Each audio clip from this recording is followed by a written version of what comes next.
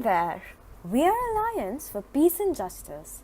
We aimed towards accomplishing Sustainable Development Goal 16, Peace, Justice and Strong Institutions. Each day the newspapers are filled with news about sexual assaults, gang violence, caste conflicts and religious demise. Women fear to be alone and children resist going out. This is what we want to seize. These are the issues we want to tackle. All these issues drift us apart from a whole unit of humans. We all want freedom, for which permission isn't required, yet we aren't able to avail it. We began our journey by regularly chatting online and doing 2 meetings every week on Tuesdays and Thursdays. Because of the COVID 19 pandemic, we were not able to go out physically, hence, our impact was not as large, and that was one of the major problems we faced. We made use of the digital platforms to counter that problem.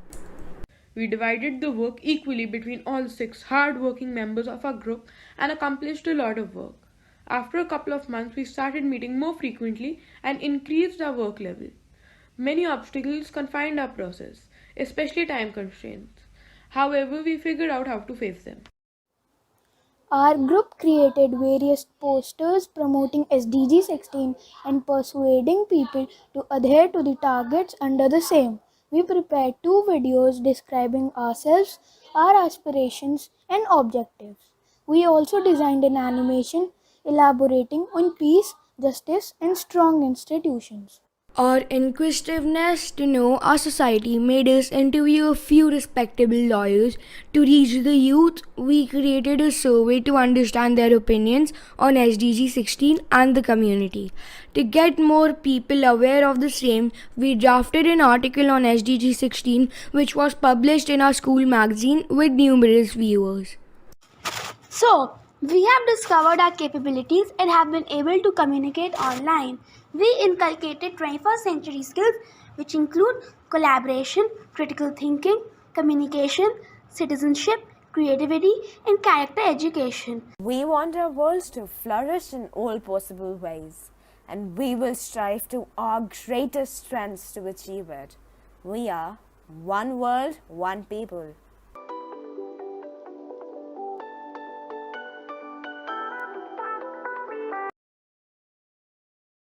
In Mexico, more than 700 children are born and grow up behind bars because their mothers are serving a sentence.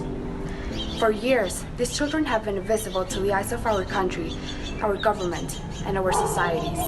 And here is where we step in. Our project focuses on important early stimulation and development activities to enhance toddlers' neurological, emotional, and physical health, and the formation of a permanent bond between them and their incarcerated mothers. Since the beginning of our project, our aims were to both mitigate the negative repercussions of growing up in such a hostile environment and cultivate a sense of hope and power within the mothers. Because only by taking care of themselves is when they can take care of their children, and when they can fully live in the realization that the formation of a capable adult partly resides in their hands. We started by contacting an important Mexican organization called Reinserta and reaching out to 2 experts in early development to begin receiving training twice a week. In our project's journey, this stage was to plan in what direction we wanted to take our project. Finally, in March and April, one of the most critical moments of our journey began. We were given a chance to present a pitch to the Mexican State Director of Social Reintegration. By then, we had established a program denominated Child Development that will be imparted in person under the margin of sanitary measures in the jail. This program will offer 5 workshops: the development of the fine motor, the gross motor, language, emotional development, and sensory cognitive one. We will deliver 15 items of each of the 25 different types of materials for the activities.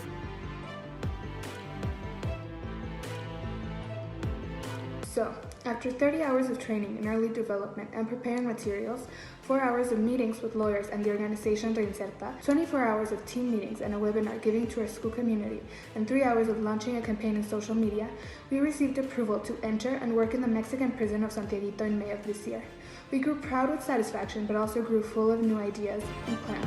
This project is flexible, and we would love for it to extend itself to other Mexican prisons and for a national campaign to unfold. Through this project, we want to help create stronger institutions in our country and reduce inequalities, especially for children and many Mexican citizens that are overlooked and left in the shadows.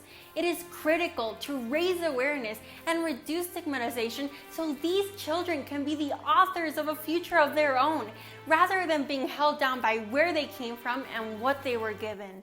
We are convinced that it is only when we take into account the invisible and forgotten children that a permanent future for our country can be built. As Frederick Douglass expressed, it is easier to build strong children than to repair broken men.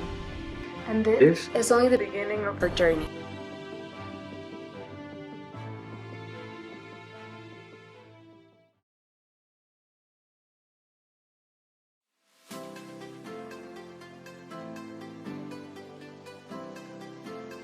Our project, Political Education as part of the Guatemalan culture, focuses on promoting basic knowledge about citizens' rights and duties with the aim of improving the civic and citizenship formation of young people, mainly from the marginal and rural areas of Guatemala.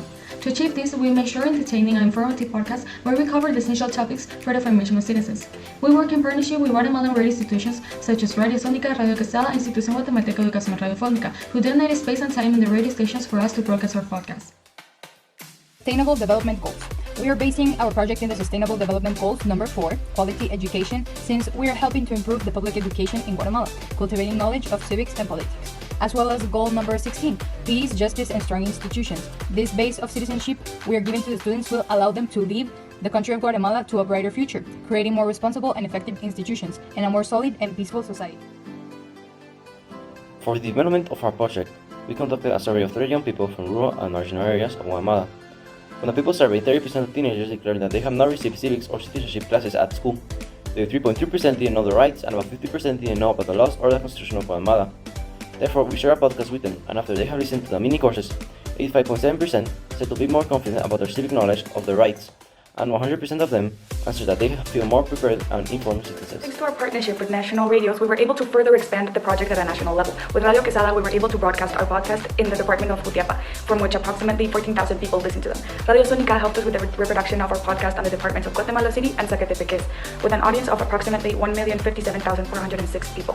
Finally, the Institución Guatemalteca de Educación Radiofónica has coverage in the 22 departments of the country, allowing us to expand our podcast nationwide, impacting as many Guatemalans as possible. As well, we created a website containing all of our podcasts we've made so that Guatemalans could go back, check them anytime they want. Continue with this project as we could continue working with the radio stations for broadcasting of new and old podcasts and the radios as part of their educational content.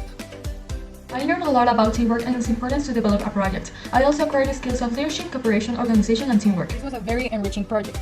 I have never really liked teamwork, but with this project I learned to live with my colleagues, and I realized that 5 heads think better than one. Some of the things that I learned during this project are teamwork, critical thinking, cooperation, and adaptability. These are extremely important since without this, the work could not be done. I learned a lot of skills during this project. I learned communication skills, problem solving, creativity, adaptability, and many more. These skills are essential at doing that project so everything goes smoothly. During this project, we had the opportunity to develop and reinforce skills. We developed adaptability in times of pandemic, as well as the ability to think creatively and analytically. Working as a team was a must during this project. During this project, we have learned a lot about the Guatemalan community. There are many media outlets that are open to help poor communities, showing the unity of the country, as well as the interest of young Guatemalans getting involved in decision-making and government positions in the country. We're glad to have helped the citizens of our country get informed, and we hope to continue making Guatemala a better place.